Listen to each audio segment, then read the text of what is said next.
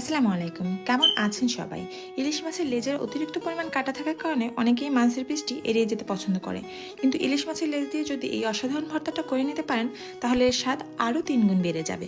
গরম সরিষার তেলে ইলিশ মাছগুলো হলুদ, লবণ, হালকা মরিচের গুঁড়ো দিয়ে কড়া করে ভেজে ভালো করে বেছে নিতে হবে। কারণ ভালো করে যদি বাছা না হয়, পরবর্তীতে ইলিশ মাছের কাঁটা গলায় বেঁধে যেতে পারে। আমি অবশ্যই এই মাছের ভর্তাটি প্রথম খেয়েছিলাম মা ফেরিঘাটে।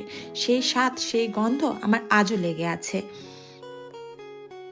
যদি কখনো মাওয়া ঘাটে যান, তবে ইলিশ মাছ ভাজা আর ইলিশ মাছের ভর্তা কখনো মিস করবেন না। এরপর অন্য একটা কড়াইতে সরিষা তেল নিয়ে তার উপরে শুকনো লঙ্কা এবং পেঁয়াজ দিয়ে ভালো করে ভেজে নিতে হবে।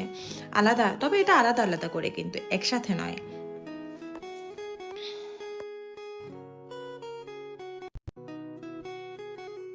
ভেজে রাখা পেঁয়াজ আর শুকনো লঙ্কা লবণ দিয়ে মাখিয়ে ভালো করে মাছটা মেখে নিতে হবে। যাদের অবশ্য ঝাঁজ পছন্দ তারা উপর থেকে একটু সরষে তেল দিয়ে দিতে পারেন, অথবা ধনিয়া পাতাও দিতে পারেন। এটি বানিয়ে দেখবেন, এর স্বাদ ভুলতে পারবেন না। ধন্যবাদ সবাইকে।